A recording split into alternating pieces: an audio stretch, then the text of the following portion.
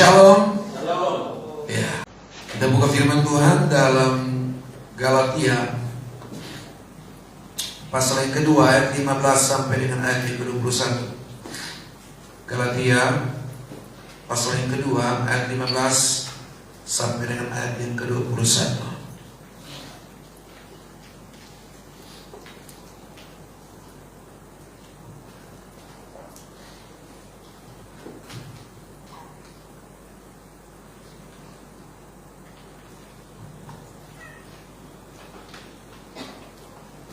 Sudah temukan, katakan amin. Iya. Baik, kita akan baca bersama-sama. Saya ayat 15, Bapak Ibu Saudara ayat yang ke-16, dan kita ketemu dalam ayat yang ke-21. Kita akan sama-sama. Perikop yang diberikan Lembaga Alkitab Indonesia adalah yang terutama juga untuk orang Kristen keturunan Yahudi. Saya baca lebih dahulu. Menurut kelahiran kami adalah orang Yahudi dan bukan orang berdosa dari bangsa lain.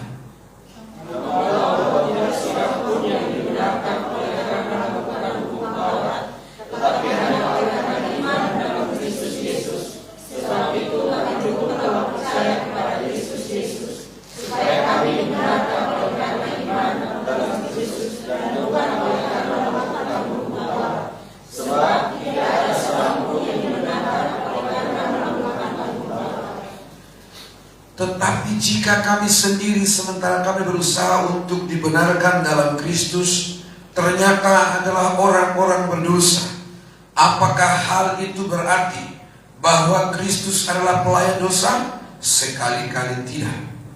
Karena jikalau aku membangun kembali apa yang telah aku menyatakan diriku sebagai telah berhukum Taurat. Sebab aku telah mati oleh hukum Taurat untuk hukum Taurat, supaya aku hidup untuk Allah. Aku telah disalibkan dengan Kristus. Namun aku hidup, tetapi bukan lagi aku sendiri yang hidup, melainkan Kristus yang hidup di dalam aku. Dan hidupku yang aku hidupi sekarang di dalam daging adalah hidup oleh iman terhadap Anak Allah yang di dalam aku dan menyerahkan dirinya untuk aku. Sama-sama 2-3. Aku tidak menolak kasih karunia Allah. Sebab sekiranya ada kebenaran oleh hukum Taurat, maka sia-sialah kematian Kristus. Baik, terima kasih buat kita semua yang berpartisipasi untuk sama-sama membaca. Saya bersyukur kepada Tuhan Yesus Kristus yang oleh anugerahnya hari ini dipercayakan lagi. Terima kasih buat senior Pastor Niko Andes. Terima kasih buat Pastor Billy dan istri. Tuhan Yesus memberkati. Saya bersyukur bahwa kalian kesekian saya ada di sini. Kita akan belajar bersama-sama. Bapak Ibu Saudara, ini adalah tulisan Rasul Paulus ya kepada orang-orang percaya jemaat yang ada di Galatia, ya, yang ada di Galatia, dan kalau sekarang itu berada di daerah Turki Selatan, ya. Jadi pada saat itu ada orang-orang percaya di sana, dan tulisan ini ditujukan kepada orang-orang yang memang bukan bangsa Yahudi, ya, tetapi juga ada orang-orang Yahudi yang pada saat itu pergi lalu mengajarkan kepada orang-orang non-Yahudi bahwa untuk diselamatkan maka mereka harus melakukan hukum Taurat. Salah satunya adalah sunat, ya. Dan juga pada saat itu Rasul Paulus mengecam Rasul Petrus, yang pada saat itu dia bersama-sama selalu dengan orang-orang di sana, orang yang tak bersunat. Nah, tetapi karena ada desakan dari orang-orang Yahudi, dan Rasul Petrus juga merasa takut atau mungkin takut segan dengan orang-orang Yahudi yang harus melakukan hukum Taurat, lalu dia menghindar. Untuk itu Rasul Paulus mengecam diri seperti itu, ya. Dia mengecam Rasul Petrus.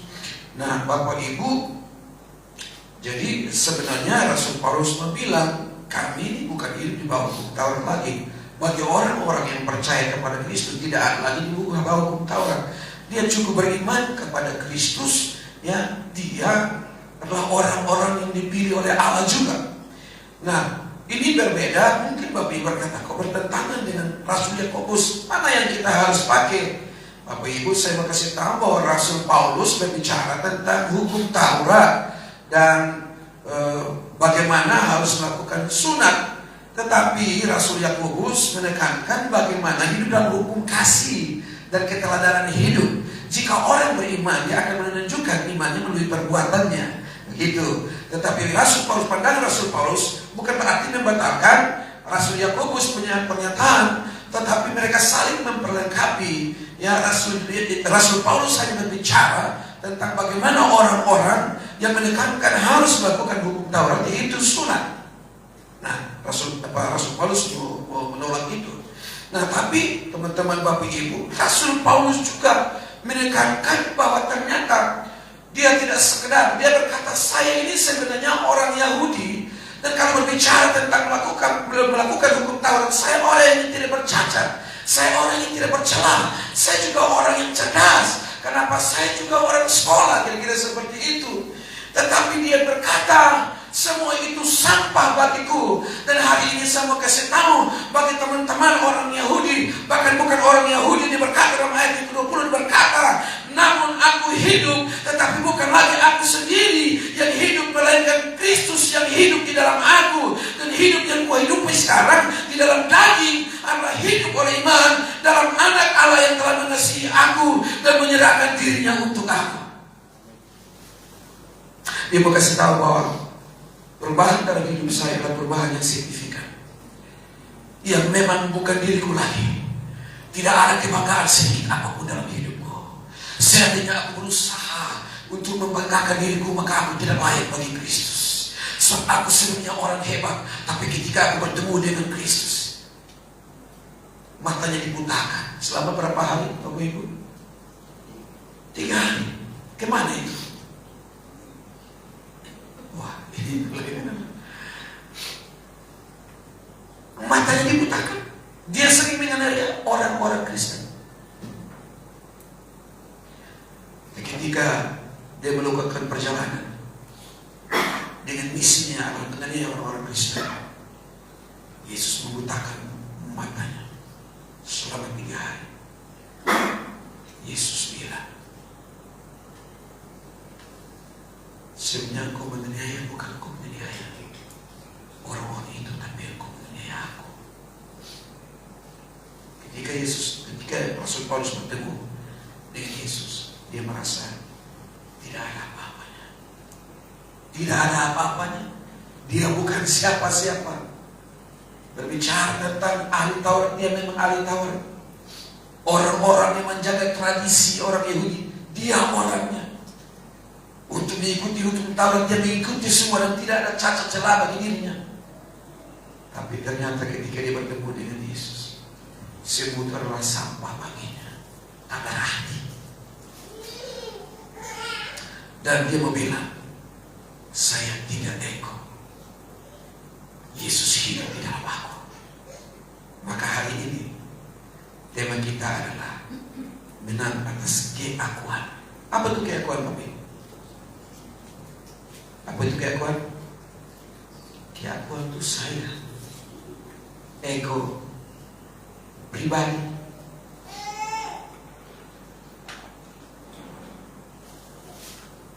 Diri kita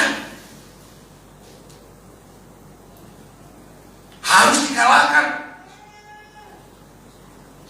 Kita baru berapa hari merayakan Paskah, sudah berapa minggu ya kita rayakan Paskah. Ada yang pikul salib, Pak, di jalan-jalan sambil pikul salib dalam perjalanan bisa merokok, Pak. Dia merasa dia menyangkal diri dan pikul salib, tapi sambil dia bisa merokok. Saya berapa tahun yang lalu saya nonton di depan Hotel Cendana, ada yang tersalib sebentar karena dia hanya pegang itu besi yang itu, lalu diturun sebentar. Pas pakai ada dia turun dan dia ambil rokok dihisap. Wah, ini luar biasa. Dia memikul salib, tapi jangan sampai itu melimpah. Harus pakai itu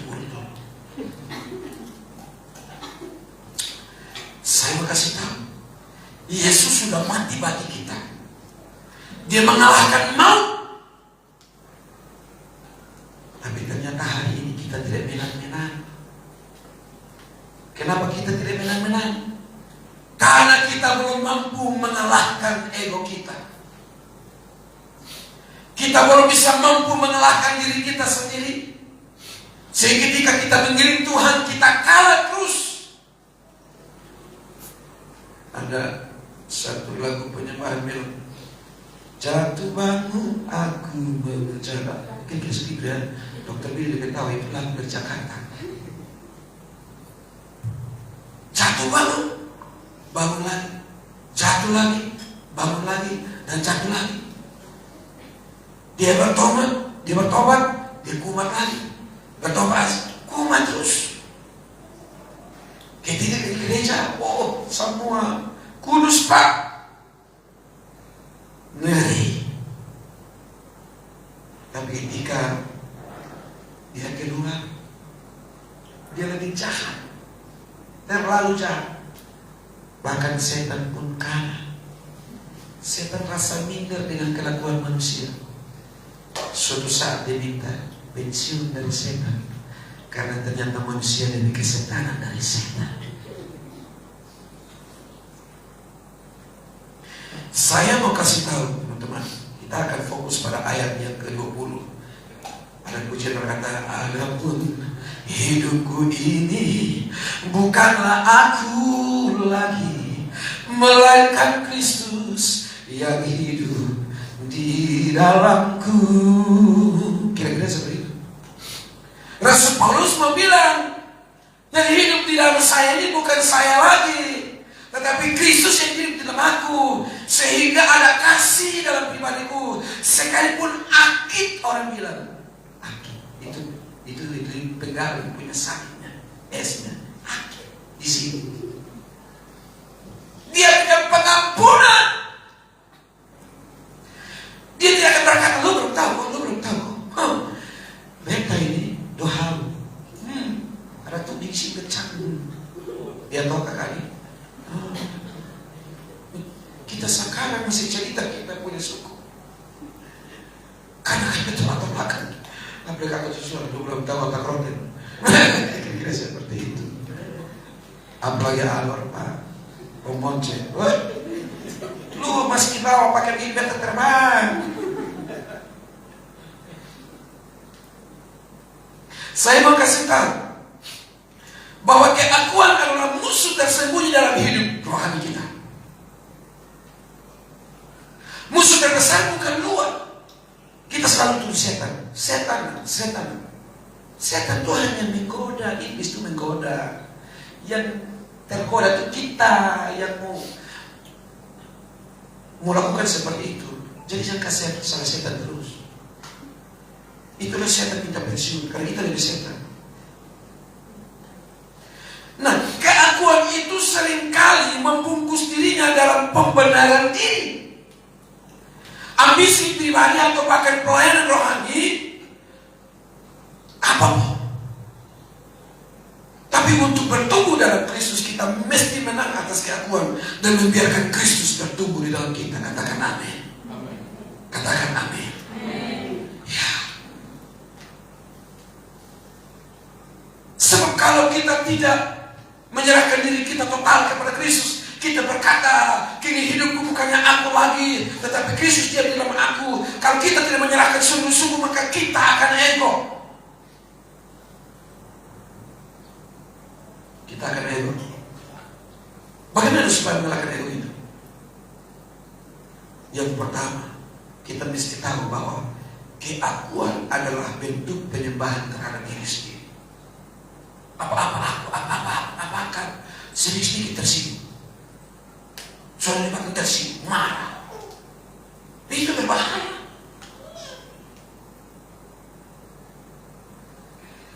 Keakuan adalah bentuk penyembahan diri sendiri. Kita mesti paham, manusia akan mencintai dirinya sendiri. Ini firman Tuhan dalam 2 Timotius pasal 3 ayat yang kedua. Apakah bisa ditampilkan?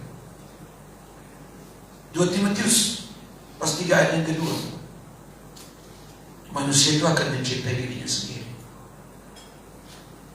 Manusia akan mencintai dirinya sendiri dan menjadi apa? Hamba Allah. Garis bawahi mencintai diri sendiri. Bapak Ibu, orang ego itu akan seperti ini. Suka egois tinggi. Kalau kau bilang beda bilang begini. 1 tambah 1, dia bilang 3. Salah, itu 2, dia bilang. Kalau beda tambah 3, belum apa. Orang ego seperti ini. 1 tambah 1 itu 2. So, dia 3. Hai, seseorang. Kau beda bikin sini kenapa? Ini orang ego seperti ini. Susah. Perhatikan dengan baik.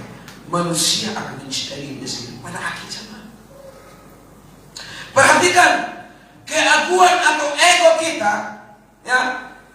Keaguan akan membuat kita menempatkan diri di atas Tuhan. Sekali lagi, keaguan atau ego kita akan menempatkan diri kita di atas Tuhan dan Tuhan di bawah. Kita melayani Tuhan, tapi ternyata kita yang tonjolkan adalah diri kita sendiri. Bukan Tuhannya yang diceritakan, tapi diri kita.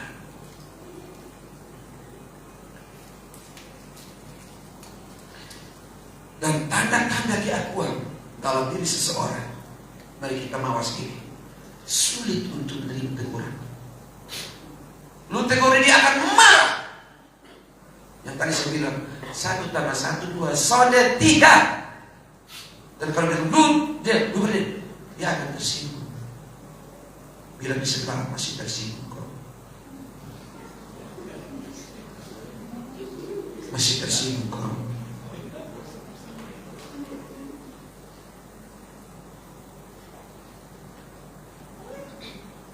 Kita mesti memperhatikan tanda-tanda orang yang keaguannya tinggal sulit menerima teguran. Ditegur dia di sini, di sana. Oh, malas toilet. Banyak pelayanan. Di sini kurang pelayanan, dikasih tahu selalu. Susah. Dia bilang, soalnya kurang pelayanan. Beta dulu ngadu, beta bilang, pokoknya sudah terbang kemana-mana. Dengar, pelayanan bukan masalah skill boleh. Tetapi karakter itu penting. Karakter penting.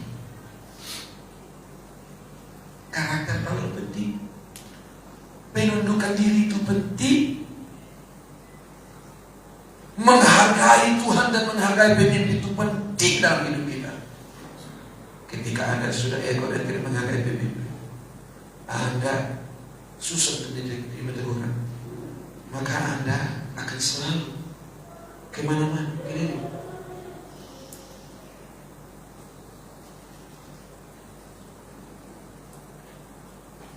saya pernah jadi wakil gembala. Saya juga puji Tuhan hari ini, karena lulus dari wakil gembala sekarang jadi gembala. Saya dan teman saya, kami melayani merintis gereja Kekadilan. Kami merintis gereja. Dia muda, beta juga muda. Dan di gereja itu adalah kumpulan jomloisis.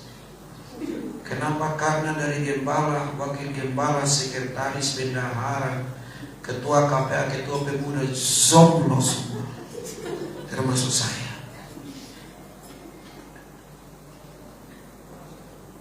Saya selevel dengan gembala saya, tapi saya tetap menghormati dia sebagai pemegang visi yang Tuhan berikan di pundak. Dia omong, dia marah. Saya ini walaupun orang lupa bilang terlalu emosi setengah mati, tapi beta tahan saya. Beta berkata, hai jiwaku, tenanglah. Saya berikan diri saya untuk tetap tenang.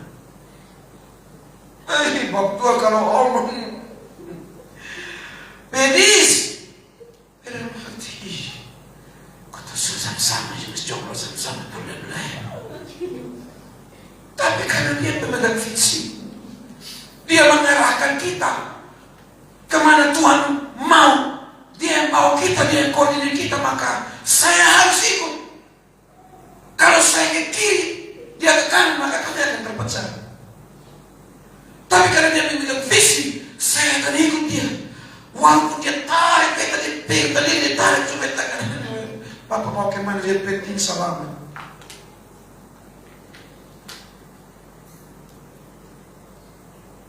Bicara tentang sekolah, saya kuliah duluan, baru beliau hari ini baru menyelesaikan S1. Saya sudah S2, tapi saya melupakan itu. Itu sampah bagi saya. Kalau saya anggap itu merupakan kebanggaan, saya bangga-banggakan diri dan tidak tak pemimpin, saya betapa naifnya. Berarti saya sangat mempertahankan ego saya. Saya tetap setia karena prinsip saya adalah sebelum menjadi pemimpin yang baik harus jadi pengikut yang baik. Karena pengikut yang baik itu akan menjadi berkah di mana-mana. Dia punya kesaksian. Saya tunduk, saya taat.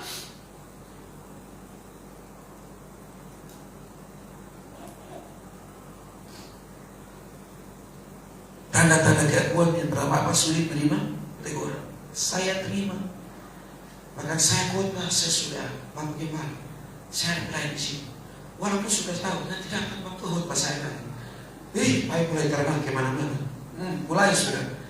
Ya begitu sudah mulai. Saya tetap tenang. Saya sekarang berkata, jiwaku tenang. Karena sedikit lagi kamu juga akan jadi gembala. Karena kalau saya berontak, jangankan gembala manusia, gembala sapi sesapi pasti injak saya.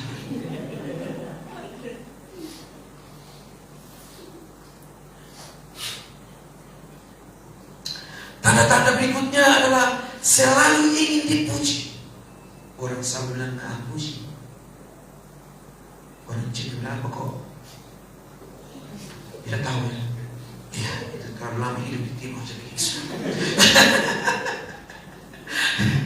Ya, orang sini di Indonesia kan di timur kan itu begitu. Ya, sudah terbawa, sudah lupa. Tapi kini ada waktu untuk belajar Mandarin. Jadi akan selalu dipuji.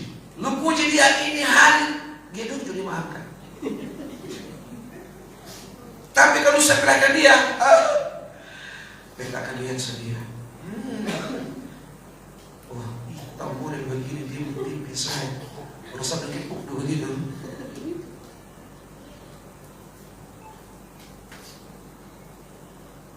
Maka dia akan lihat gereja jalan kosong. Selalu seperti itu. Orang ego itu ada seperti itu. Selalu ingin dipuji. Kalau sudah dipuji, dia akan mulai. Dia tarik ada satu dia cerita, 2 orang dia cerita, 3 orang dia cerita, 4 orang dia cerita. Lu tahu kosongnya. Itu gimana barang?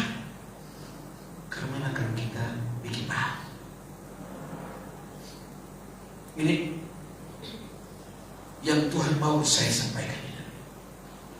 Kalau belum waktu, saya tahu ada beberapa gembala memang dari sini dan mereka orang-orang yang sudah hebat lakukan bagian mereka. Saya dari sini sabar di sini bagaimana? Maksud saya orang-orang ini, karena dari gereja ini ada muncul banyak pemimpin yang hebat. Ya, mereka adalah orang-orang yang walaupun mereka sudah pimpin berjemaah tapi tetap dari sini. Dilihat dididik dari Dr. Denny Kuadis, luar biasa. Dan orang lama ada kakak Monca dengan kakak di sana, kakak Am di sana.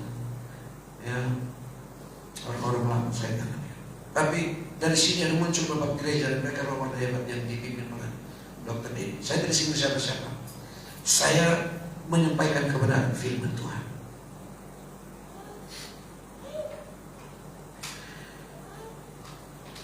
Kalau hanya selalu ingin dipuji, itu yang saya bilang tadi. Kita sudah di atas daripada Tuhan. Saya kasih tahu, tunduk dan hormat sebelum kita bisa bikin apa-apa. Kalau sudah waktunya, dengan sendirinya Tuhan akan mengangkat kita jadi palukan ekor naik ke bukan Tuhan. Itu janji Tuhan. Berapa banyak saya menjadi wakil gembala? Cukup lama, 22 tahun. 22 tahun saya jadi dari persekutuan juga saya wakil, jadi gereja juga saya tetap wakil. Dia bilang, bro, jangan koncak terus. Saya bilang, yang banyak saya koncak. Saya merasa saya hamba Tuhan. Karena kalau kita solid, saya belum dapat konfirmasi dari Tuhan. Jadi biarkan saya menikmati. Saya belajar untuk taat. Jika saya ada di sini, saya akan ikuti apa yang Tuhan taruh sebagai visi di otak gembala. Saya akan ikut melakukannya karena saya ada di gereja yang sama. Saya akan lakukan.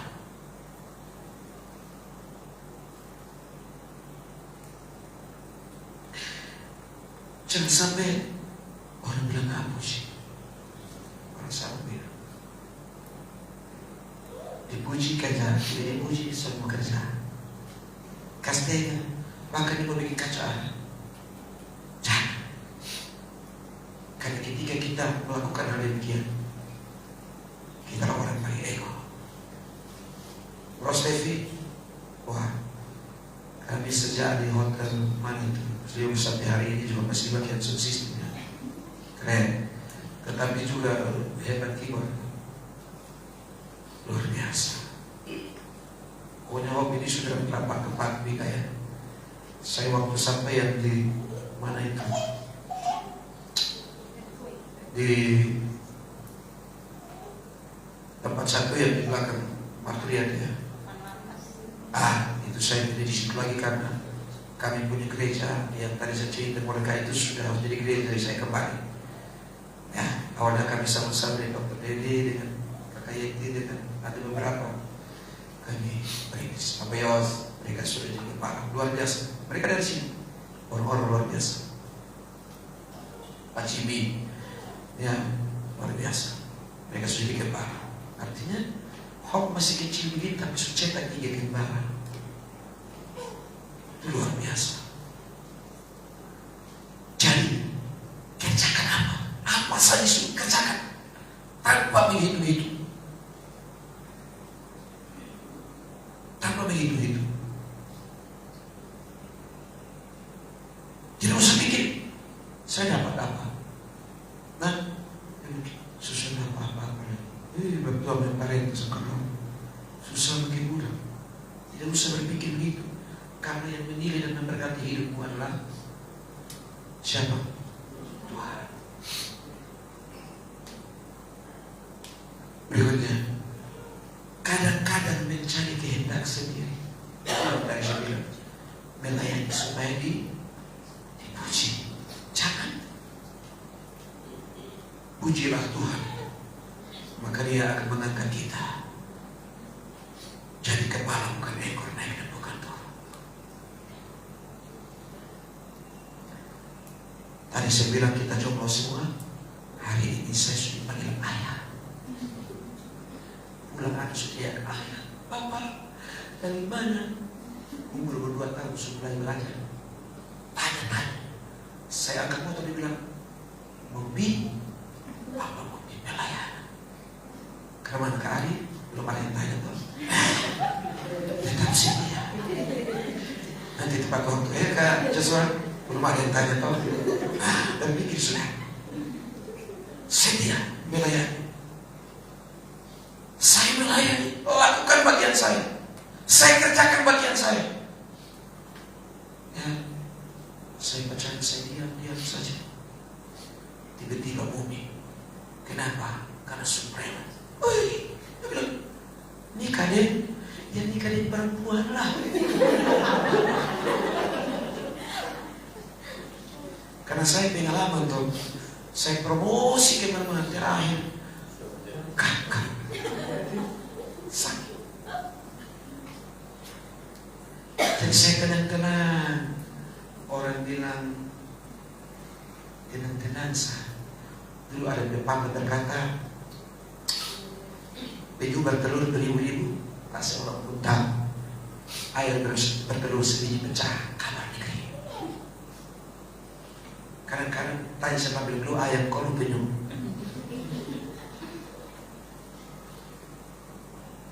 Kadang-kadang mau berbicara, pokoknya yang ayam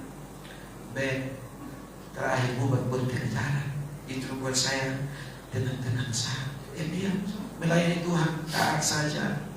Yang kadang-kadang saya dengan gembala kami baguli, saya bilang ini tiang omong tembok. Tapi puji Tuhan, dengan ketaatan yang saya lakukan, saya tidak ego, saya mau dipimpin. Sekali menikah ada istri, ya tuh. Jadi gembala naik pendeta penuh, itu aja tuh pendeta muda terus, berubus naik terus, tapi muda terus. Dengan ketaatan yang saya lakukan, itulah dengan ketaatan yang saya lakukan, puji Tuhan, Tuhan angkat. Karena waktu belum nikah dan kawin, bro, besok lagi. Maksud lu? Iya. Besok pagi itu anak keluar datang dipanggil om, kok panggil baik, kok panggil bapak. Besok peduli. Selalu berkata bukan karena kono ini. Selalu berkata stop lama, stop mana. Amin haleluya. Bisa juga dia kalau terpilih bisa ketemu di orang yang ada orang mendampingi beliau. Luar biasa. Tahan saja. Orang ditempatkan di kampung bumbi. Jangan berpikir yang lain. Pokoknya muka kau sering ganti. Tapi kau yang paling kurang kekal bulan dia yang terbaik baginya. Karena Tuhan sudah memberkati kamu. Amin. Ya.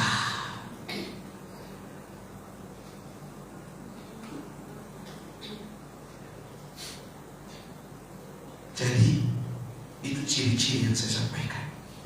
Yang kedua, sebenarnya salib adalah ajaran kematian bagi keakuan. Jadi karena Yesus sudah mati, makanya mestinya kita juga mati di atas diri kita sendiri. Karena ketika kita dibaptis, kita dikubur bersama-sama dalam kematian Kristus, dan ketika Kristus bangkit, kita juga bangkit dan hidup dalam hidup yang baru. Untuk itu setiap hari kita mesti pikul salib kita. Ya bukan menyanyikan Yesus lagi, tapi pikul salib kita, menekan diri kita, ego kita salibkan tiap hari. Jangan bilang ini lama-lama lain. Lagu bilang salib di muka dunia belakang, lama-lama before ya, dunia di depan salib di belakang. Itu berbahaya juga. Lukas 9:23. Setiap orang yang mengikut aku, ia harus menyangkal dirinya, memikul salibnya setiap hari. Bisa bukan? Biar semua bisa lihat.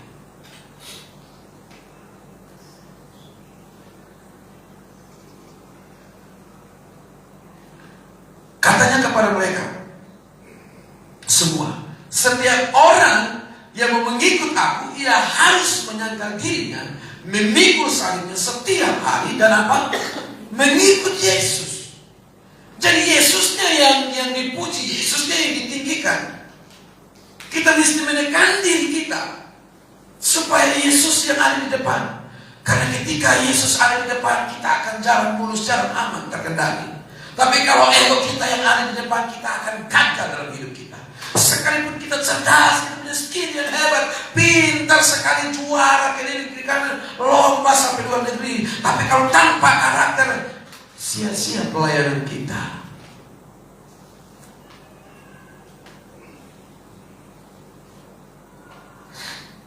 Terus dulu salib setiap hari.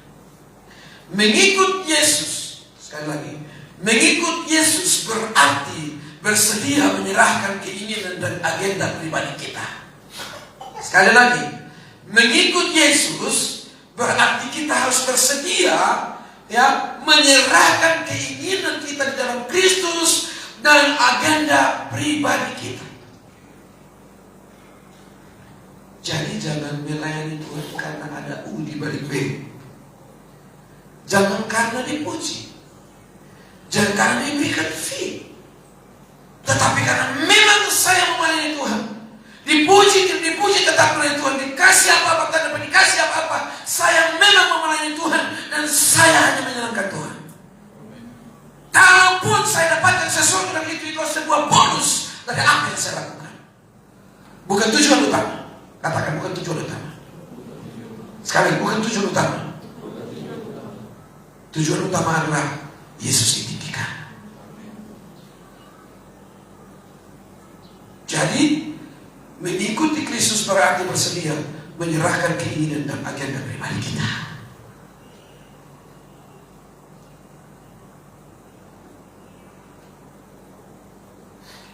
Suatu kali saya dengan istri agak selisih sedikit.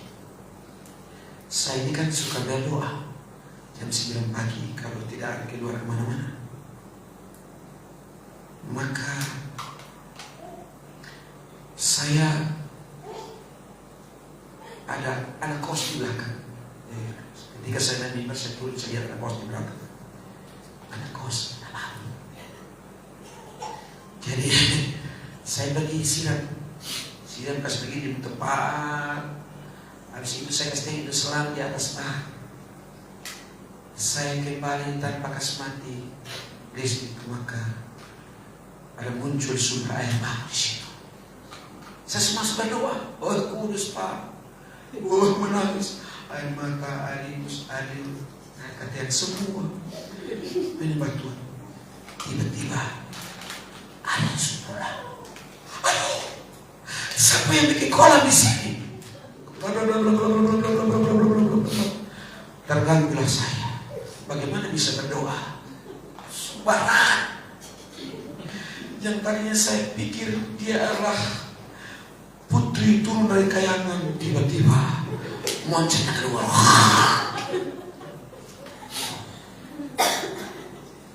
Tarik keluar.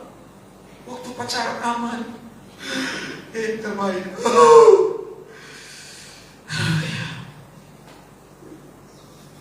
Tapi saat itu ada monster keluar dari dalam diri manusia. Saya sampai tenang. Kalau orang yang Tuhan ngeri lagi. Mereka diri saya, Tuhan membuka saya. Sebab ini kalau saya kasih 3 proyek satu di testa, satu di mulut, satu buat telinga, maka pasti keluar surat kabar. IMAX apalagi MTTA dan dia terpukul bini. Saya pikir panjang. Dalam nama Yesus dan terjadi itu, saya harus kasih tinggal saya gengsi. Sebagai suami, oh dulu jangan Pak, jangan. Jangan tanya, jangan menantang, tanya saya kenapa dulu ini. Maksud sekarang ini kan anak tim modifikasi.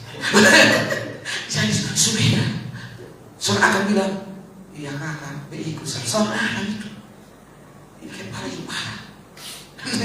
Tapi kita kata cerita Tuhan sudah harus berbeda. Saya tekan dulu saya bilang, sayang, sama kerjaan, sama berbuat. Lupa lagi. Lupa lagi.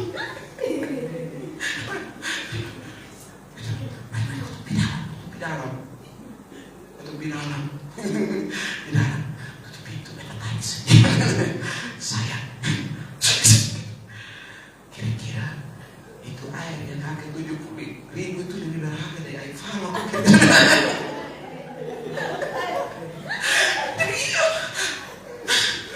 Berharga juga mah, air juga berharga.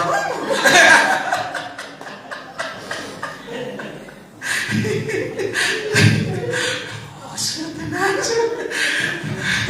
Cipi kami. Memang wanita biar suami berharga, tapi ada uang juga berharga. Satu saat beta tanya, beta ada rohani perempuan, dia bilang, lu bahagia itu? Kira-kira saat seperti apa lu bahagia? Dia bilang, beta bahagia kalau beta keluar dari Transmart, beta ikan dia, lu beta tahan gini, ada di pulau belanja, dia bahagia sekali. Memang ibu-ibu, tapi di sini tuh baik-baik semua.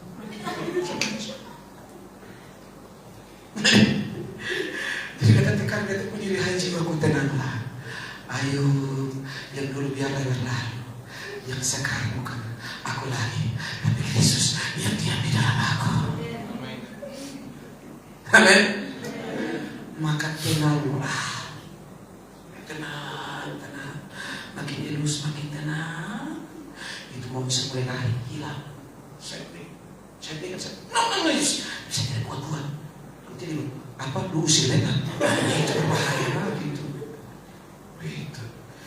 Jadi itu dokter bilang ini agak senior sedikit, jadi belajar begitu. Kita cari bagi pengalaman. Begitu, Ustaz. Jadi kalau yang belum pikir-pikir, tapi jangan takut nikah juga ya. Begitu. Tapi yang paling luar biasa dan yang penting adalah seiman. Sama-sama percaya sama Tuhan. Kalau sudah seiman, harus juga beriman. Seiman itu beriman kepada Kristus, tapi belum tentu dia beriman. Karena kalau kita bilang pelayanan, oh Bapak pelayanan mana nanti berasa belum disalurkan. Nah itu juga baik. Jadi saya memahami satu-satu lain. Dia mengerti tentang profesimu dan mereka mengerti tentang profesi dia. Itu penting. Itu yang membuat kami sama-sama. Ya kami berdoa, haleluya. Saya minta ampun kepada Tuhan. Tuhan saya ini, saya lupa ini, saya tidak tahu lagi Tuhan Yesus. Saya beristri Tuhan. Suami saya ini, saya bilang, Om bilang Tuhan dia ganteng sekali. Gitu. Saya juga saya beristri luar biasa. Dia luar biasa, dia perempuan hebat. Kenapa? Saya harus menekan saya. Walaupun emosi saya mati rasa perempuan itu dulu itu kayak 300 kata setiap hari aku ngomong serta berhenti. Sampai sekali itu, kalau tidak ditambah foe, orang mau bilang, saya diam saja dokter. Kami berdoa, kami melakukan pemberesan. Selesai. Kalau tidak, saya hanya ini berteriak lagi keluar. Bahaya. Tetangga dia berteriak. Apa datang pukul saya? Bahaya. Tetapi jadi mesti seperti itu. Juga jangan berteriak. Kecuali rumah terbakar berteriak. Tapi kalau persoalan dua orang diam, tenang, tekan diri. Tahan itu mulut, tahan itu kaki tangan. Amin. Amin. Ya. Jadi harus bisa mampu menguasai diri. Yang ketiga, di karakter saya ini jadi tersenyum layan. Yang ketiga, orang-orang yang membiarkan Yesus hidup dalam dirinya akan ada buah-buah.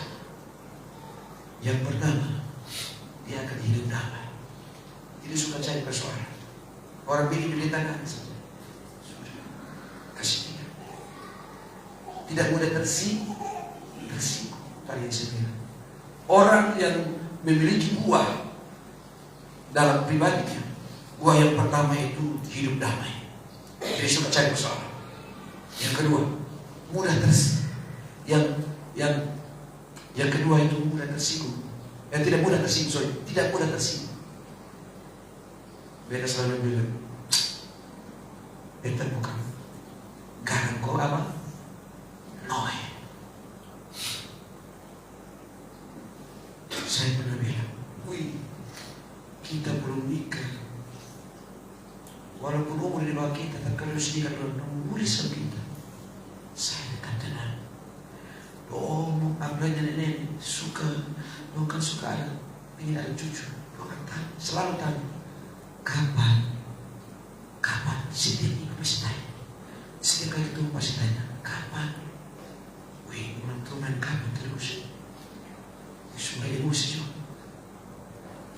terus menerus. Saya mulai dengan tenang saya tanya, nenek itu kapan? Artinya kapan nenek pulang supaya kita aman. Begitu. Jadi kita mesti tetap tenang. Tidak boleh tersinggung. Biarkan dia berbicara. Kadang-kadang kita malah bilang, itu karena apa? Lama nikah dia mulai voice, mulai marah-marah. Bayangkan saya bilang begitu. Saya tetap tenang. Ya, tidak boleh mudah tersinggung. Tetap melayani. Ya, suruh bikin apa saja. Lap itu kacang pikul ini marah, pikul saya. Kerjakan dengan setia. Kita lakukan bukan kepada manusia, tapi kepada Tuhan yang mempunyai kehidupan ini.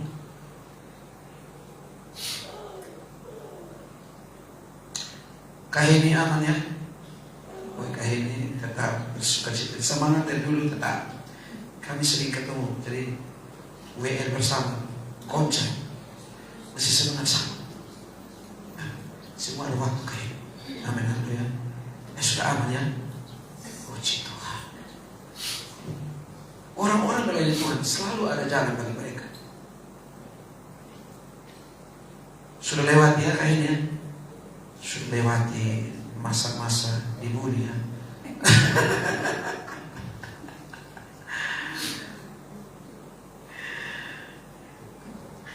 Mudah mengampuni. Tidak suka simpan kesalahan orang lain. Tidak suka simpan kesalahan orang lain. Kalau kita mudah tersinggung, susah untuk mengampuni. Aduh, rasanya kita munafik ini kita puji Tuhan. Kita melayani Tuhan, melayani kemunafikan. Biar lepaskan dengan mudah. Saya mungkin orang yang selalu sering, maksudnya badannya mudah untuk melupakan kesalahan orang lain. Kadang-kadang kita ini emosi, malu, sakit hati. Tapi Tuhan itu baik. Ketika kita hidup di dalam Kristus, ada perubahan. Paulus berkata, bukan aku lagi, Kristus yang beroperasi dalam diri saya. Kalau Kristus beroperasi dalam diri saya, selalu ada pengampunan. Ada pengampunan. Amin. Mengampuni, mengampuni lebih sungguh. Mengampuni, mengampuni lebih sungguh. Tuhan lebih dulu mengampuni kepadaku. Mengampuni, mengampuni lebih sungguh. Sakit memang, tapi jika kita mampu menekan diri kita, kita percaya sama Tuhan, kita akan pulih dengan sendirinya, bahkan melupakan. Ada orang berkata, kain besok bukan buah yang sama, berarti muncul belum masa keadaannya belum move on. Begitu ya Kak Ari sudah move on. Ya, tapi tetap ceria karena selalu didampinginya. Ya, luar biasa. Buah dari hidup yang tidak dikuasai oleh keakuan. Yang kedua adalah fokus kepada kemuliaan Tuhan, bukan pengakuan manusia. Sekali lagi, orang yang memiliki buah dan tidak dikuasai oleh egonya, itu akan dilihat. Dia akan fokus kepada memuliakan Tuhan, bukan pengakuan manusia dalam dirinya. Tidak peduli apa kata manusia, yang saya peduli adalah kata Tuhan. Apa kata Tuhan tentang diriku? Jadi yang masih sendiri-sendiri bilang selalu ada stok baru. Amin. Selalu ada stok baru. Coba yang masih muda-muda coba angkat tangan. Ya, iya. Jangan begini. Nah, bos mantap ini. Ya. Selalu ada stok baru. Tuhan selalu menyediakan yang terbaik tentang diri kita. menghina diri kita. Jadi muliakanlah Tuhan, tinggikan Tuhan, lakukan kepada Tuhan, ya. Tepat waktu Tuhan akan melakukan yang terbaik bagi diri kita.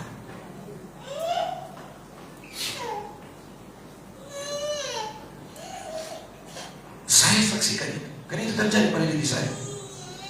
Saya khotbahkan apa yang saya lakukan. Kalau saya belum lakukan, saya agak karena ternyata saya belum pengalaman di hal itu. Saya sampaikan. Tapi juga yang melayani jangan juga takut untuk memberitakan Injil. Karena ketika kita memberitakan Injil, kita berani, Tuhan juga akan memulihkan keadaan kita.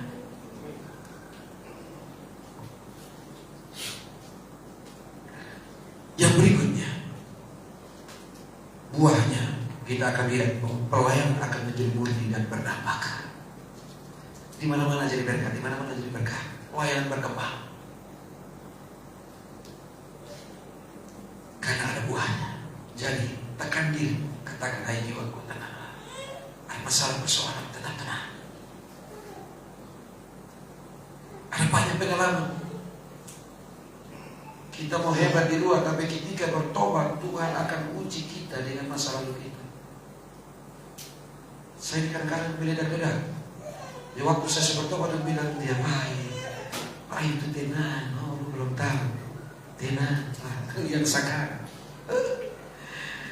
yang lalu-lalu, saat ada ketenangan, membuat orang setenang lagi.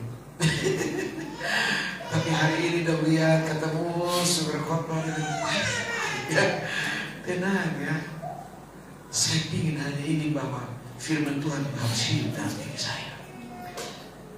Karena ketika kita hidup dalam Tuhan harus bisa berbeda. Kalau kita berkata, kita memuji Tuhan, ku mau seperti-Mu Yesus, disempurnakan selalu dalam segenap jalanku, memuliakan nama-Mu. Ketika Anda ingin sama seperti Yesus, justru Anda akan diuji.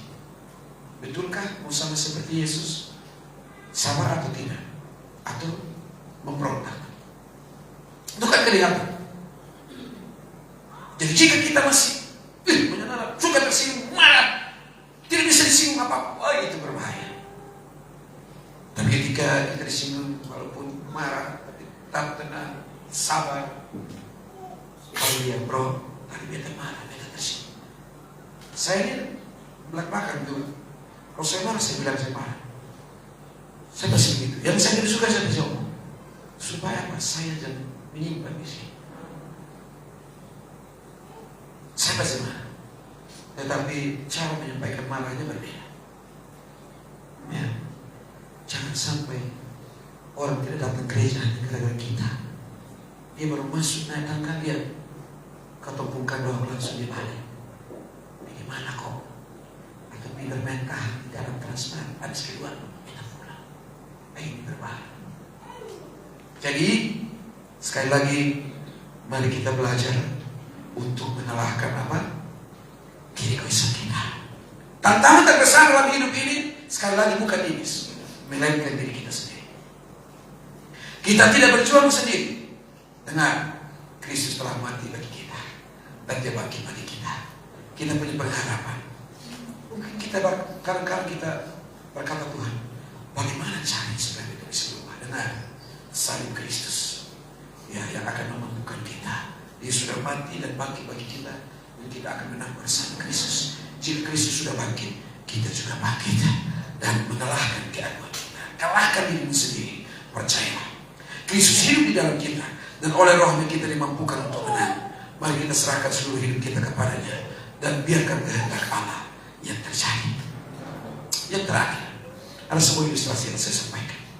Bayangkan kita sedang ada dalam berada di atas sebuah perahu kecil yang mengarungi lautan lepas. Lautan ini bisa saja diibaratkan sebagai kehidupan kita, penuh dengan tantangan, gelombang dan angin yang bertiup kencang.